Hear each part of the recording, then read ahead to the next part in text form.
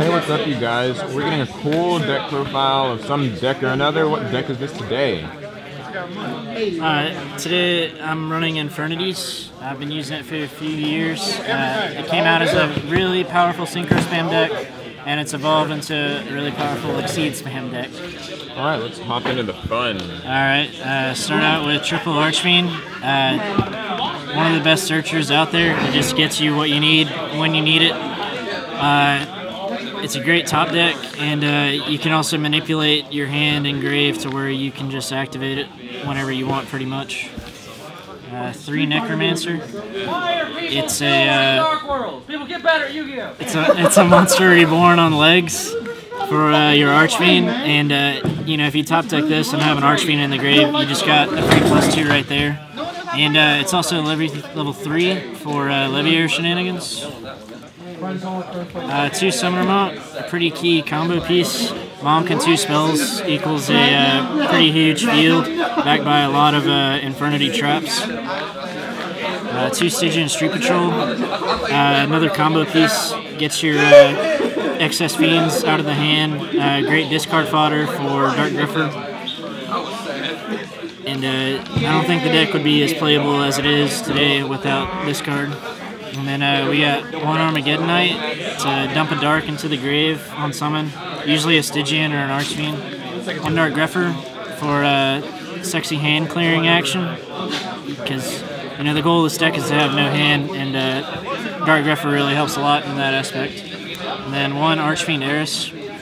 It's one of the newer cards from Judgment of the Light. But the great thing is that Infernity Archfiend is treated as an Archfiend card. And so, you know, I can send this to the grave and just float an Archfiend to my hand.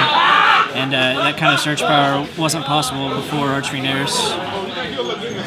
And for the spells, we got triple Upstart. It can be an inconsistent deck, but with this, you know, I get to improve consistency a lot. And I like Upstart over Duality because Duality limits my special summons, and this is probably the most special summon heavy deck in the game.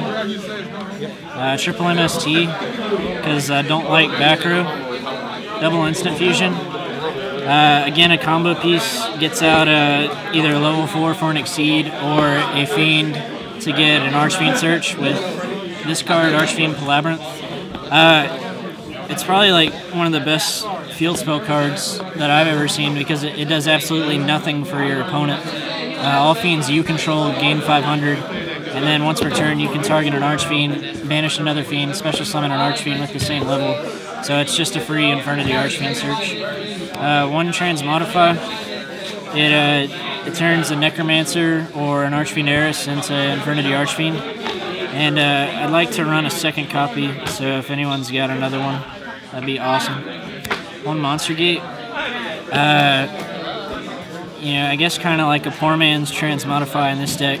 But what's cool is you can stack any monster on top of your deck and then instantly go into that with Monster Gate, usually like an Archfiend.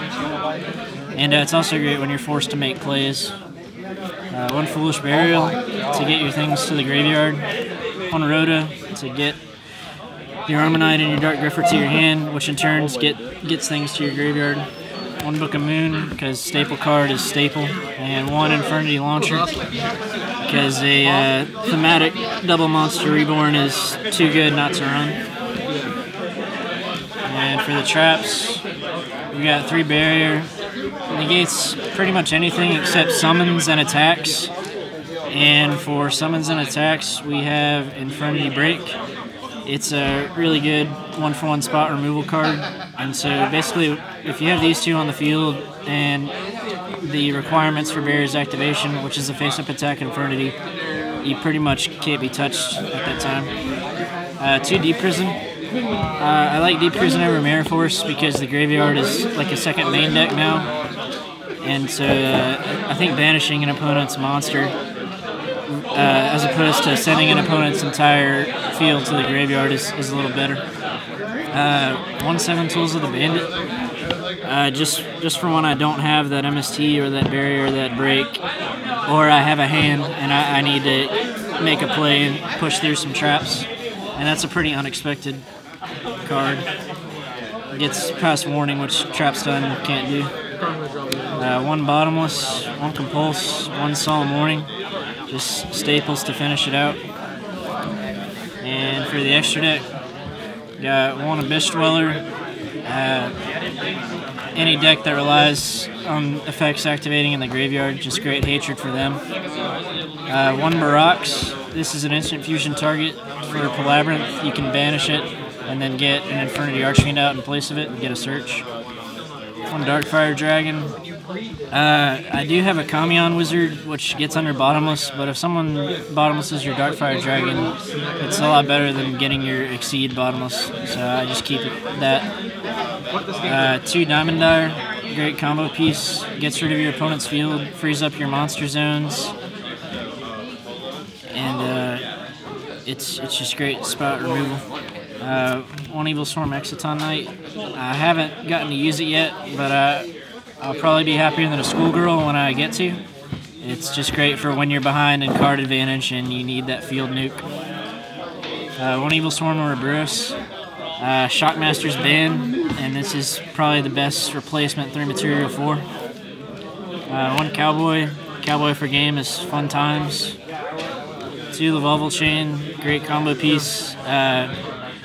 When this card was announced a couple years ago, back when, like before we got Exceeds in the TCG, I knew exactly what deck this would go into because I'd been messing with the deck for so long.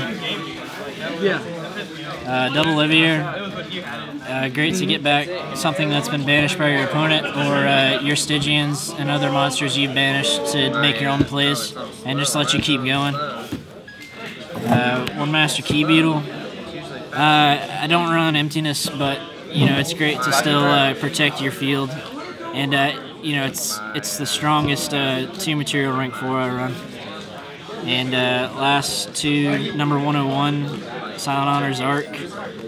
Just great to get rid of whatever boss monster your opponent's throwing out at you, and has built-in protection.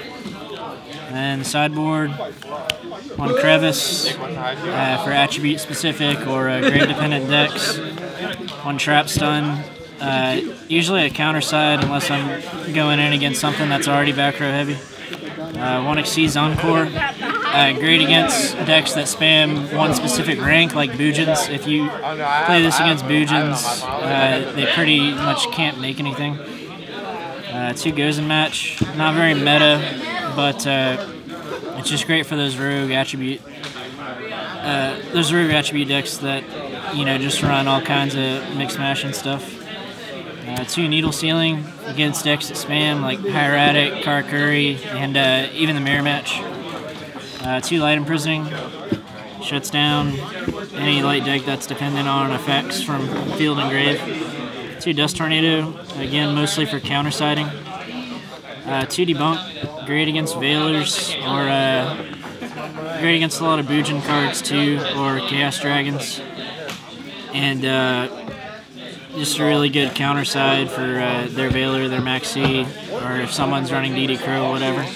And last 2 Skill Prisoner, kind of the same thing as Debunk, but not as versatile. But it's a 2-use out of 1 card, so it's just great to protect you and keep your plays going. And that's it. Thanks, do appreciate the deck profile. So how do you feel like Infernity stack up in the meta, just kind of in short? Well, I've seen some recent YCS tops. They didn't do anything at Sydney, but 1 guy topped in Atlanta. And I mean, when you're going up against Fire Fist, which is like, it has power and consistency in spades. It's kind of hard to compete because it's not as consistent, but it's still like really good in this meta. And it has a good matchup and can side in pretty well against Fire Fist, and has a good Mermail matchup. Let's see. Against Girjakuri, it's kind of like whoever goes off first wins, and whoever sides better wins. Right. So I think it's pretty competitive in this meta, and nothing in the deck is like really hit worthy or like busted or meta threatening. So I think it can stay around for a good while until we get nuked for Pendulum Summons. Alright, well remember guys, if you enjoyed this video, give it a thumbs up, leave a nice comment, and subscribe to our channel for more great Yu-Gi-Oh content. Thanks again for the deck profile. Appreciate it.